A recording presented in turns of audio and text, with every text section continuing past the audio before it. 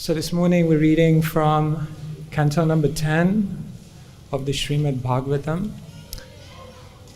We're reading from chapter number 24, entitled Worshipping Govardhan Hill. And today we're reading from text number 36. Tasmai namo vrajajane sahachakratmanatmane Aho pasyata shailosho rupino nugraham vyadhat. Translation and purport by His Divine Grace Srila A.C. Bhaktivedanta Swami Srila Prabhupada ki. Translation. Together with the people of Vraj, the Lord bowed down to his form, to this form of Govardhan Hill, thus in effect offering obeisances to himself. Then he said, "Just see how this hill has appeared in person and bestowed mercy upon us." Purport. It is clear from this verse that Lord Krishna had expanded himself and was appearing in his normal form among the festival goers of Vrindavan, while simultaneously manifesting himself as the great form of Govardhan Hill. Thus, in his form as a child, Krishna led the residents of Vrindavan in bowing down to his new incarnation as Govardhan Hill. And to all he pointed out the great mercy bestowed by this divine form of Govardhan. Lord Krishna's amazing transcendental activities were certainly in keeping with the festive atmosphere. Srila Prabhupada ki. Om Ajnanatimmirandhasya Jnananjana Shalakaya Chakshur Unmilitam Yena Tasmai Shri Gurave Namaha Shri Chaitanya Manobhishtam Stapitam Yena Bhutale Svayam Rupa Kadamayam Dadati Svapadantikam Vandeham Shri Guru Shri Yuta Padakamalan Shri Gurun Vaishnavamscha Shri Rupam Sagrajatam Sahagana Raghunathanvitam Tam Sajivam Sadvetam Savadhutam Parijana Sahitam Krishna Chaitanya Devam Shri Radha Krishna Padan Sahagana Lalita Shri Vishakhanvitamscha He Krishna Karuna Sindhu Dinabandhu Jagatpate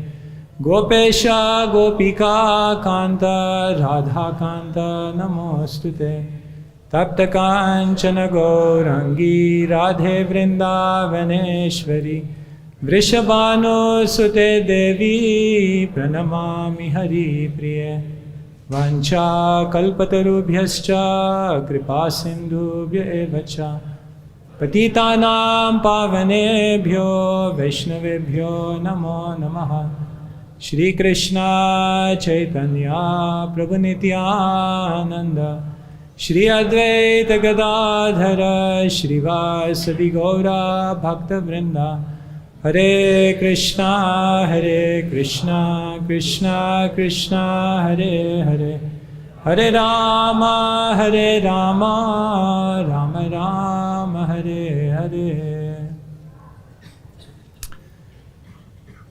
In his invocatory verses before he begins commenting on the Bhagavatam, Vishwanath Chakravarti Thakur in his infinite humility cites one verse.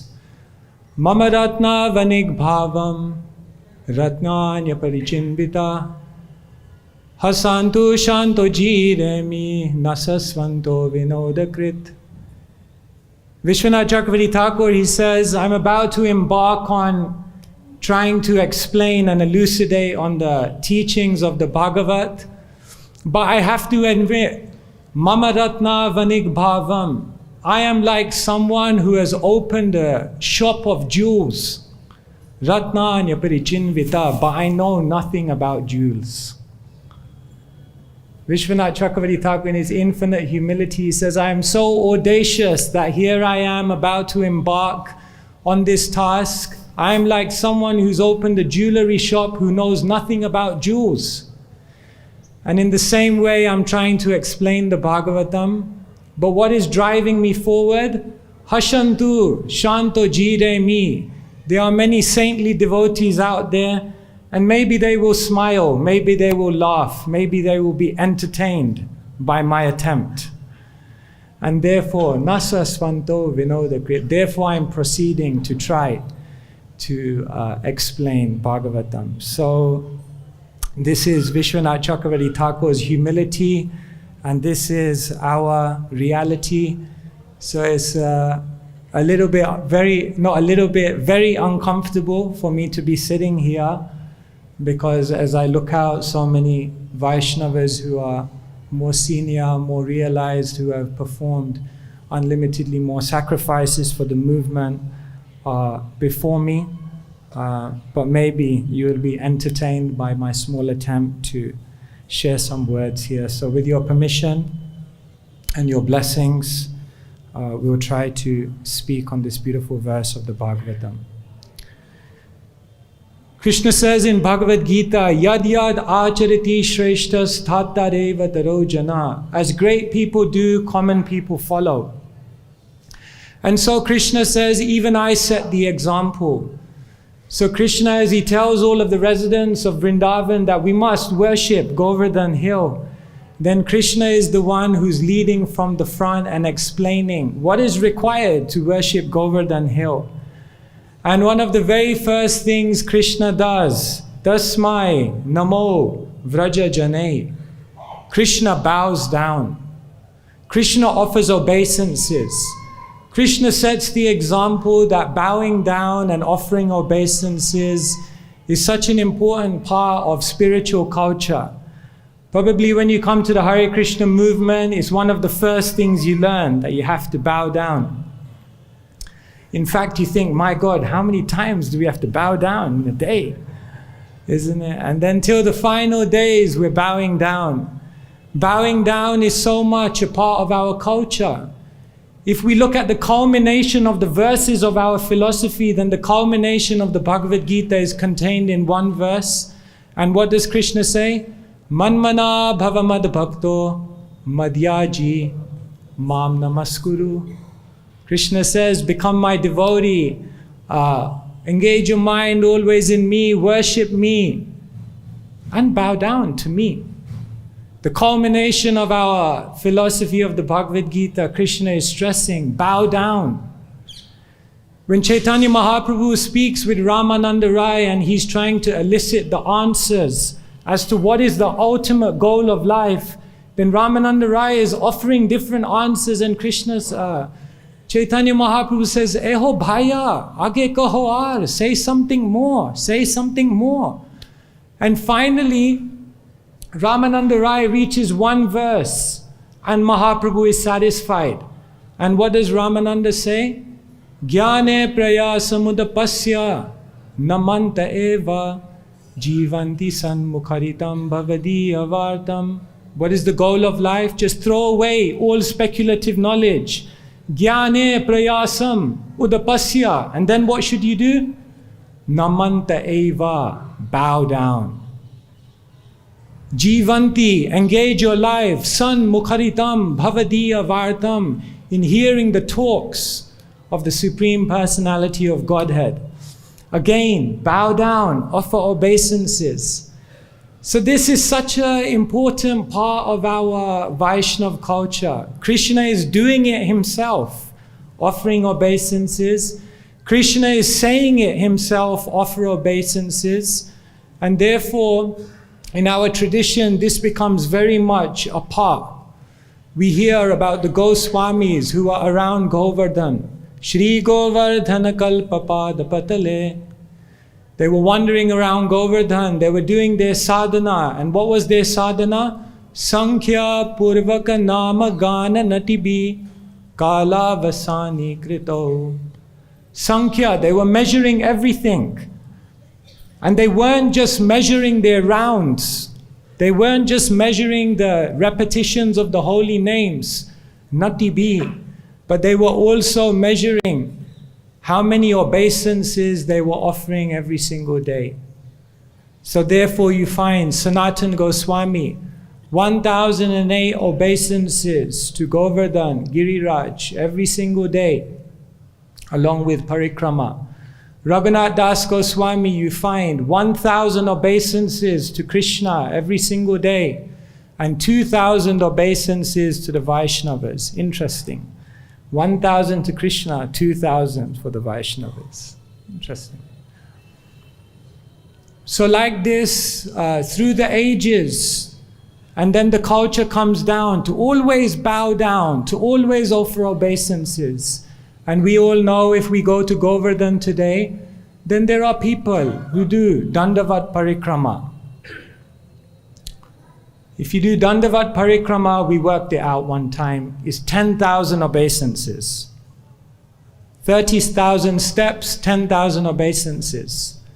If you're as tall as me, maybe 8,000.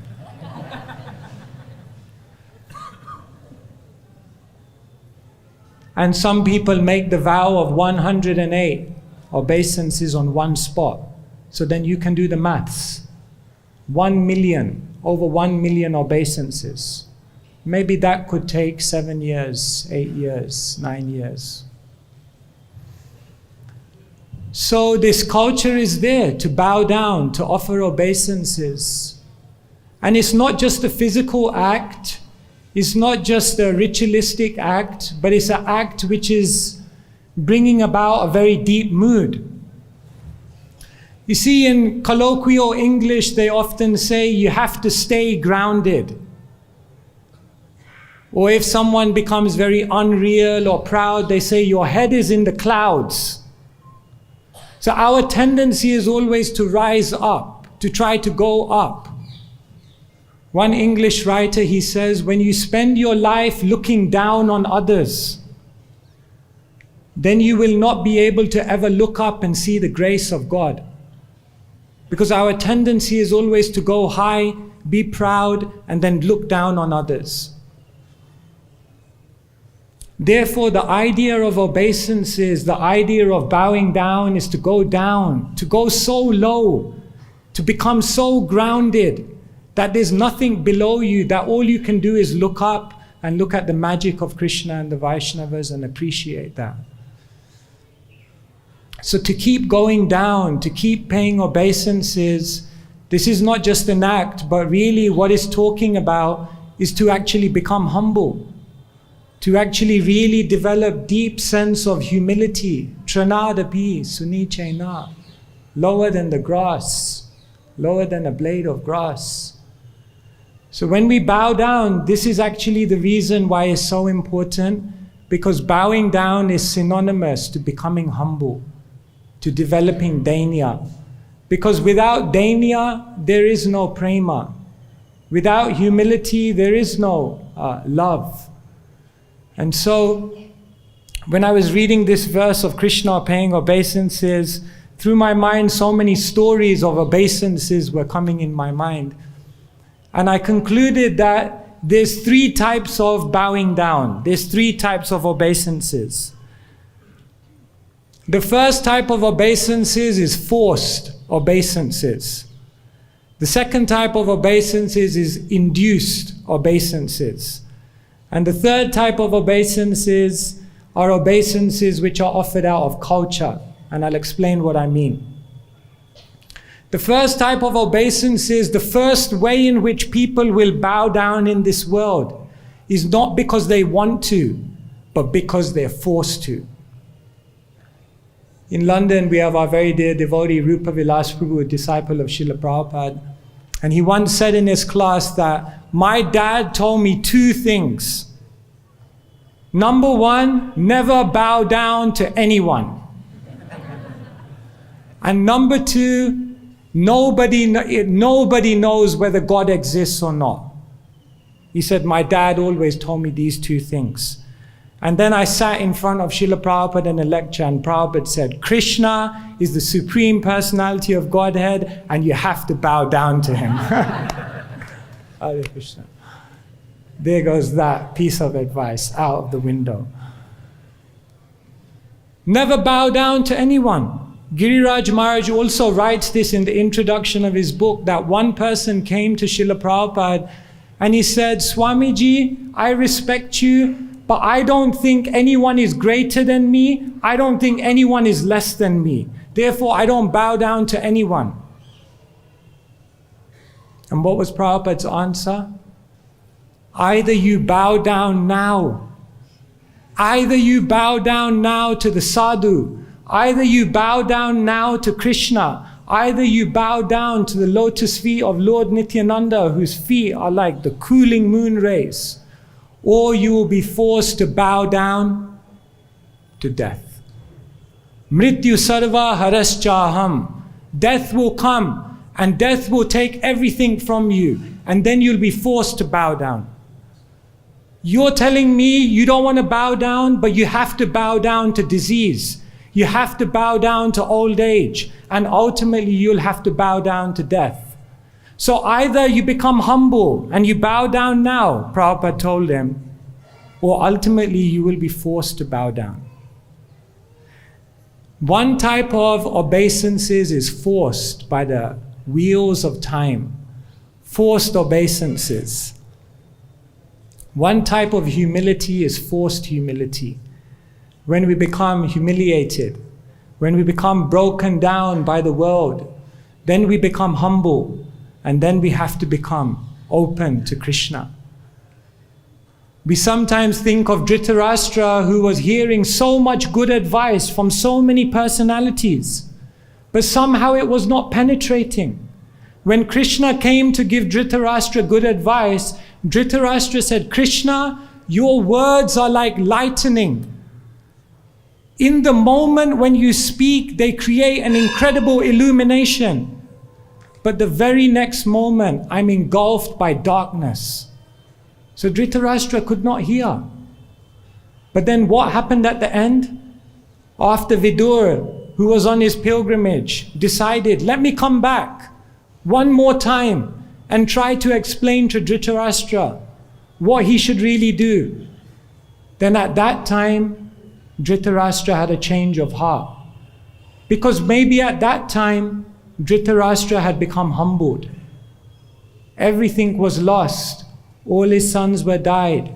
His honor was finished. Everything taken away by the waves of time. And therefore, that humility came. And therefore, when Vidura told him, your hair's falling out, your eyes are failing, your back is going, you've lost everything, now leave. Dhritarashtra said, yes, okay, I'll leave. So one way to become humble is by the crushing workings of material nature. Burijan Prabhu, he stays at Govardhan. And one time he saw, the sugarcane machines they have? Wow, they're so loud, these sugarcane machines. So he saw one of these sugarcane machines, where you put the sugarcane in and then the juice comes out. And he made a beautiful prayer. He said, may the hard, crushing wheel of life extract some humility from my offense-hardened heart, and may the nectar of that humility give rise to pure love for Krishna. Such a beautiful prayer.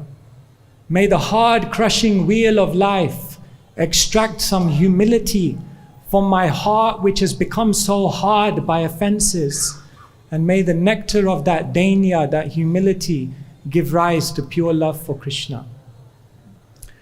So some people bow down because they're forced. And some people become humble because they're forced. But there's another type of obeisances, and that is what I call induced obeisances. Once, there was one great king, Maharaj of Burdwan. He had heard about Bhaktisiddhanta Saraswati Thakur. Some great sadhu has come, you should go to meet him. So he said, okay. He said to his friend, I'll go and meet Bhaktisiddhanta, no problem. I'm happy to meet a sadhu. But as he was walking, his friend was telling him, you please, be humble. You're meeting a sadhu, you should be a little... He said, look, he's an important man, but I'm also an important man. He's a Maharaj, I am also a Maharaj. So he said, no, I will not disrespect him. I will not disrespect, but I will not bow to him. I will not bow down to him. This Maharaj of Burdwan said, this is said in Bhakti Vikash Maharaj's book. So he was going in and he said, and his friend was thinking, oh no, you know. And you know what happened? He knocked on the door. He opened. As he walked in, he had all his plans. I'm going to ask my questions. I'm going to, check, size up the sadhu. And as soon as he came in and he saw Bhaktisiddhanta Saraswati Thakur, without even thinking, he said, I don't know what came over me, my head just went down. And he realized that when you come in the midst of someone who has so much purity, when you come in the midst of someone who has so much presence, you're forced to bow down.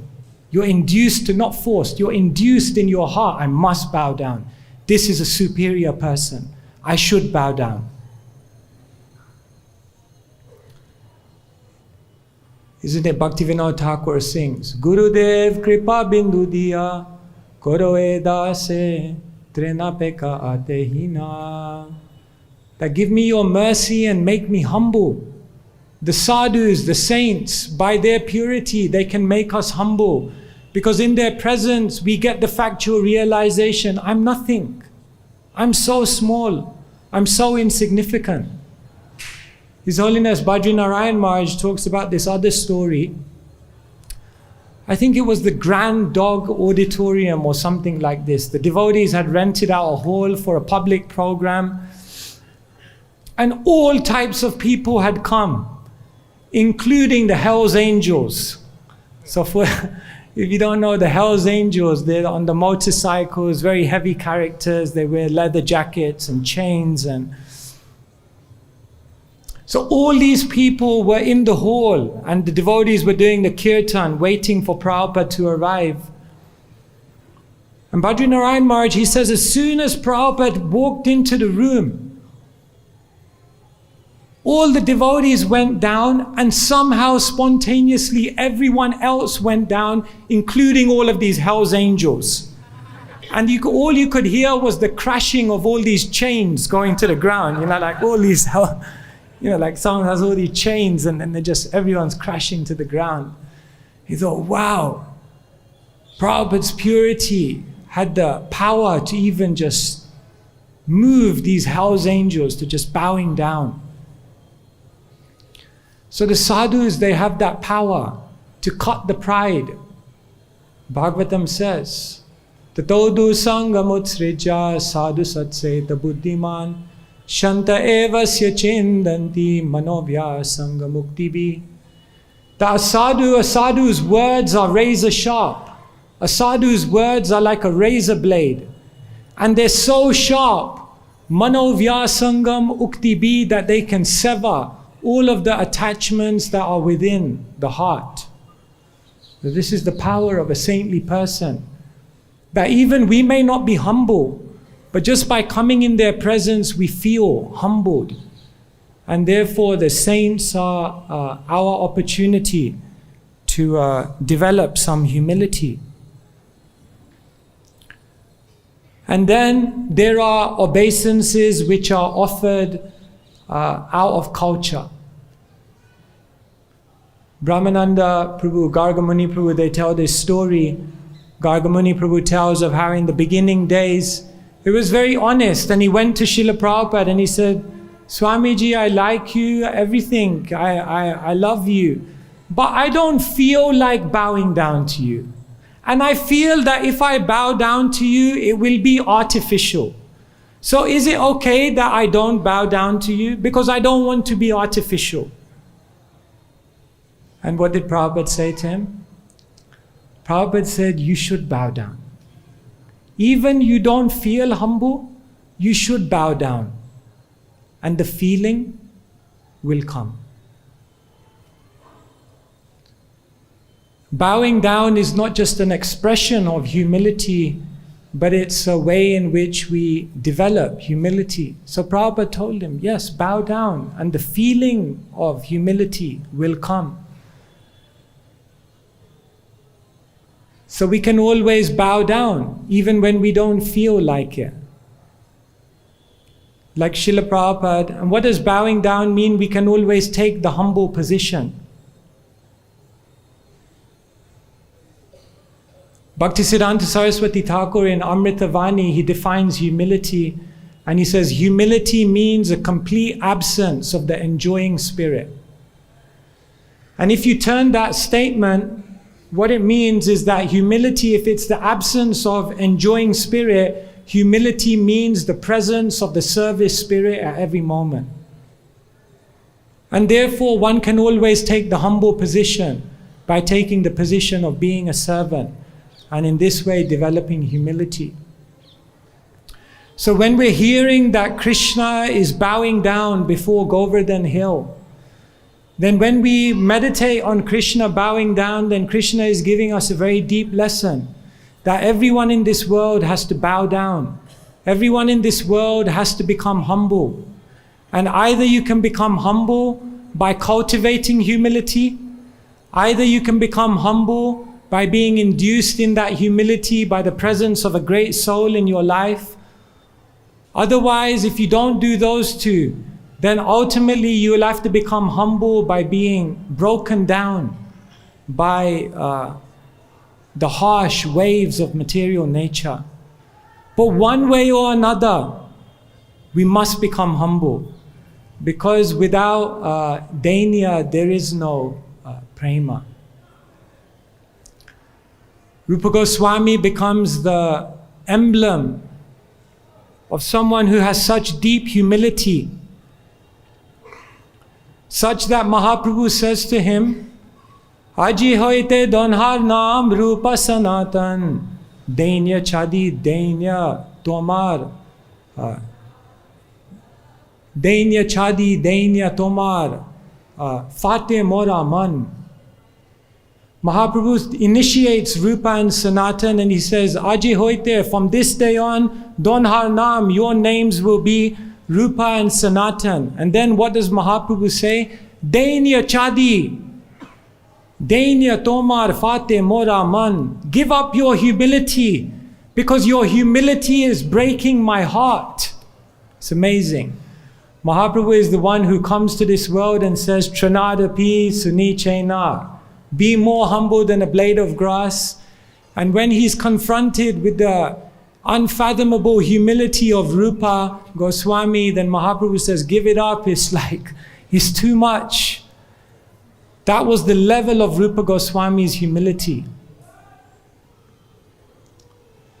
If you look at Rupa Goswami's interactions with Mahaprabhu, then basically they had three main meetings.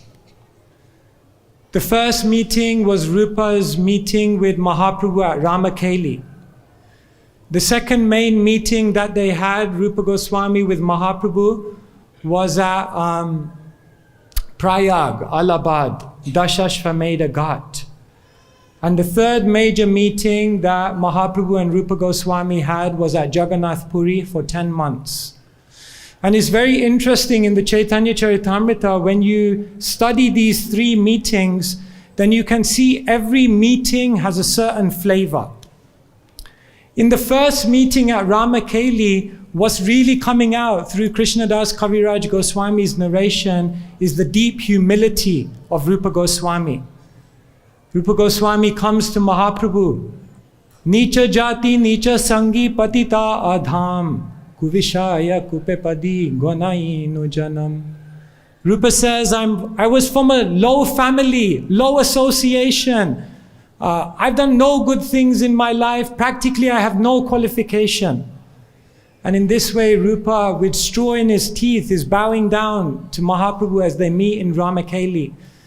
And in this meeting, you see that Rupa Goswami's humility is coming out in such a powerful way. And then Rupa Goswami meets Mahaprabhu at Dashashvameda Ghat. And Mahaprabhu is educating him. And so in this meeting, the main flavor of the meeting is education. Mahaprabhu is instilling so much wisdom within Rupa Goswami. Bhakti Tattva, Krishna Tattva, Prema Tattva Ar, Bhava Tattva, Rasa Tattva, Leela Tattva Sar. Mahaprabhu is teaching him everything. Krishna Tattva, the truth of Krishna. Bhakti Tattva, the truth of devotion. Prema Tattva, the truth of love. Bhava Tattva, the truth of emotion. Leela Tattva, the truth of Krishna's pastimes. Rasa Tattva, the truth of transcendental mellows. Everything Mahaprabhu is just giving to Rupa Goswami. So in this meeting, you can see like education of Rupa Goswami is becoming like the main thing. And then in the final meeting, where Rupa Goswami stays with Mahaprabhu for 10 months in Puri, the main thing that's coming out is Rupa Goswami's incredible empowerment. And Mahaprabhu is just showing off Rupa Goswami to all the Vaishnavas and telling them, look at him, look how amazing he is, look how empowered he is. Vrindavaniyam rasakeli vartam kalena lupta nija shakti ukta. That the pastimes of Vrindavan were lost. But what did Sri Chaitanya Mahaprabhu do? Like Brahma imparted the knowledge into the heart, like Krishna imparted the knowledge into the heart of Brahma at the beginning of creation. Sri Chaitanya Mahaprabhu imparted all of the knowledge of Vrindavan into Rupa Goswami, Sancharya Rupe, and then just empowered him. And therefore in this last meeting, what's coming out is the empowerment of Rupa Goswami. So if you look at this journey of Rupa Goswami, it all begins with humility. Because he was humble, because he made his heart a fertile ground for Sri Chaitanya Mahaprabhu, then Sri Chaitanya Mahaprabhu, what did he do with that humility? Education. He just gave him all the wisdom, all the knowledge, all the insight. And then finally, what happened by all of those blessings? Empowerment. Empowerment came. So it all begins with humility. And so as Krishna is bowing down before Govardhan Hill, showing the example of bowing down, then we remember that somehow or other we also have to bow down. And not just bow down, but bowing down means to become humble. When Bhaktisiddhanta Saraswati Thakur was preaching, then one of the main things he was battling was the Babajis and the system of Siddha Pranali, which had been misused, cheapened, which had been perverted by people who are not qualified. And therefore, Bhaktisiddhanta Saraswati Thakur told his followers, focus on Nam Sankirtan. And once someone came to Bhaktisiddhanta Saraswati Thakur and said, but what is your Siddha Pranali mantra? What is the Siddha Pranali mantra of Gaudiya Vaishnavas for you? And at that time, Bhaktisiddhanta revealed, yes, Tranadapi Sunichena, Tarodapi Sahishnuna, Amanina Manadena, Kirtaniya Sadahari. That is our Siddha Pranali mantra, to chant, but to chant with great humility. And therefore Kaviraj then goes on to say, Urdhva bahu kari kaha shuna sarvalok, Nama sutra gandhi para kantha e shlok. Take this verse, thread it on the string of the holy name, and wear it always around your neck, to chant the holy name in a humble state of mind. So one devotee used to say to me, I liked it. He said, if you're not perfect, then you should be humble. And then he said, but the moment you're humble, you're perfect. So if you're not perfect, then be humble. But the moment you're humble, you're perfect. Because you're fully under the protection of Krishna, under the protection of the Vaishnavas, under the protection of Srila Prabhupada. And therefore, our humility is our purity, which is our immunity, in order to perfect this process of Krishna consciousness. Hare Krishna, Krishna Krishna, Hare Hare, Hare Rama, Rama Rama, Hare Hare. Thank you for tolerating my offering to you here.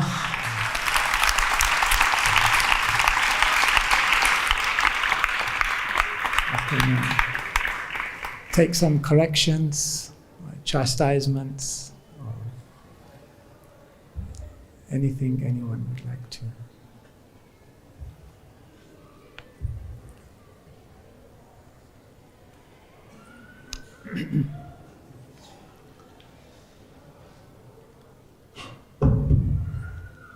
Maharaj, thank you very much for giving very nice class. Sometimes it comes in the mind that even after bowing down so many times to the city devotees of Vaishnavas, still I have seen people are very much, egoistic, very much egoistic. After so many years I've been seeing. Sounds like me. So, what is to be done? Like in that thing comes to me in my this thing. What I will do, what I should do on that particular time, when the ego coming in my mind and the heart and all these things, what to do? Yes.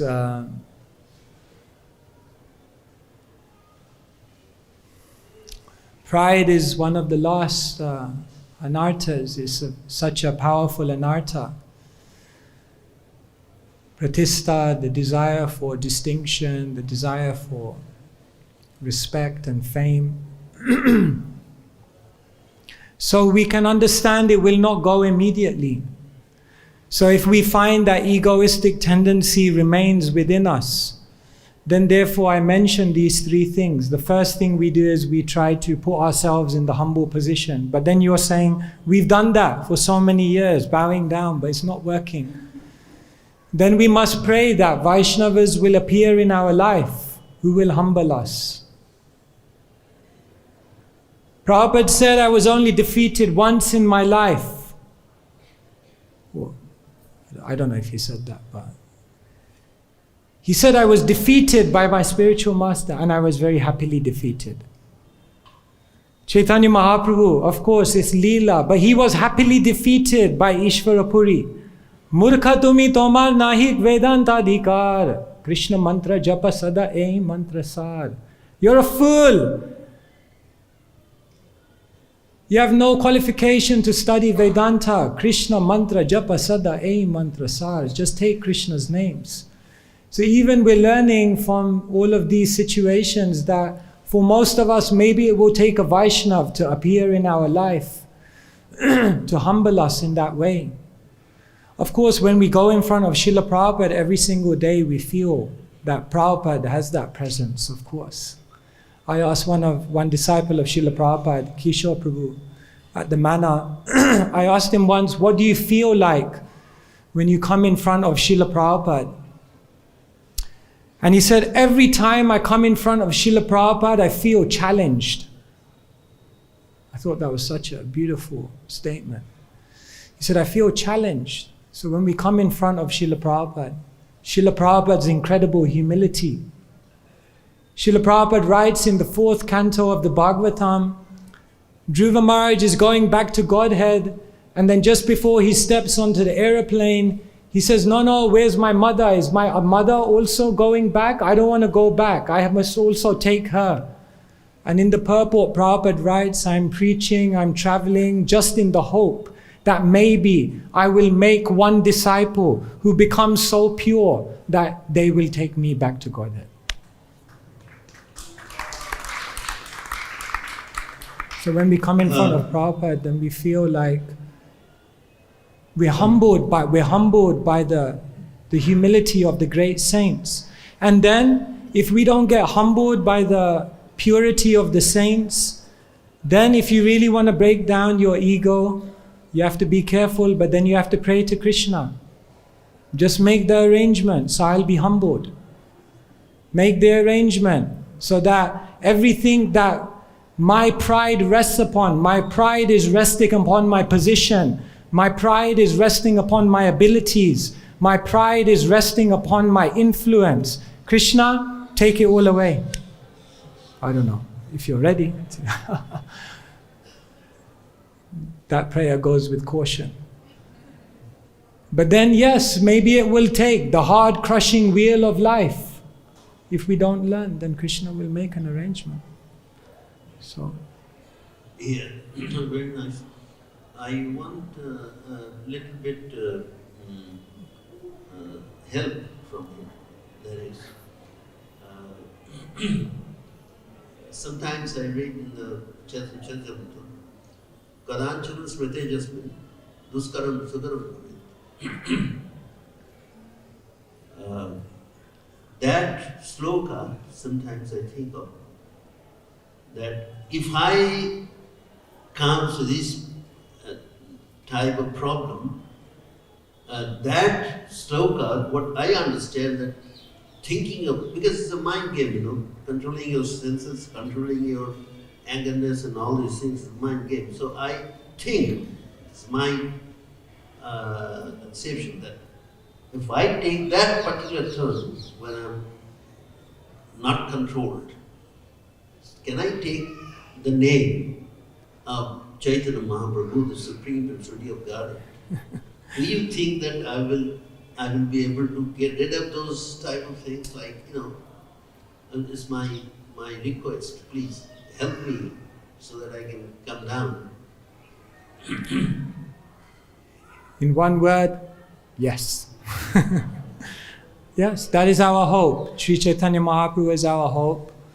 And Sri Chaitanya Mahaprabhu's mercy is so great. Mahaprabhu is not considering patra patra vichar nahi nahi sthana sthan je jane paye tane kare prema dhan. So Mahaprabhu is overlooking so many disqualifications in that mood of magnanimity. But still, because Mahaprabhu is telling us Trinadapi Sunichena, then we also have to try to make an effort because he wants it. And if he sees that we make some small, we may not be humble, we may be proud like anything, but we can take the humble position. It's not easy, but we can take the humble position. And then maybe Mahaprabhu's grace in our life will act in a much more powerful way. That's what I can offer.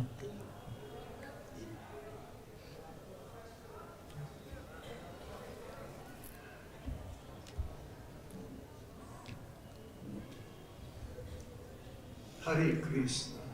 Krishna Maharaj. Well, Lord Chaitanya Mahaprabhu says that we should not go on the top of the Govardhan Hill, and the Brajavasis can do. So is it because we know that Govardhan Hill is none different than Krishna, and the Brajavasis, they don't know, they can go?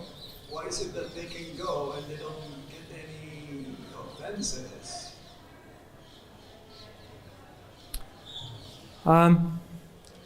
I don't have a definite a Shastric quotation for this, or my understanding from reading Chaitanya Charitamrita on this is that Mahaprabhu generally is warning the devotees that the bhav that the residents of Braj have is a very confidential bhav, a very spontaneous type of relationship. And that type of relationship should not be imitated by those who are sadhakas. And so, just like Mahaprabhu is advising, don't associate too closely with the Brajabasis because you will misunderstand their mood of spontaneity and closeness to Krishna.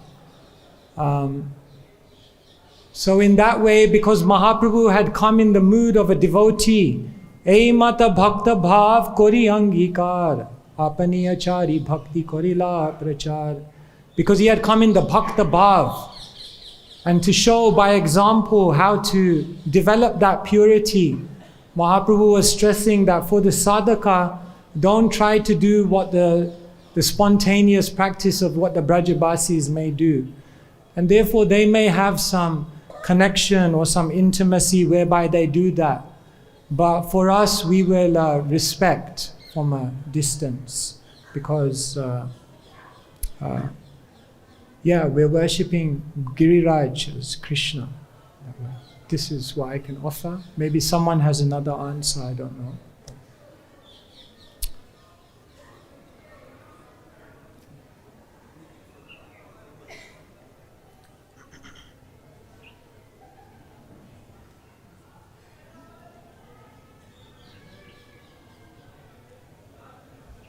Hare Krishna, Maharaj.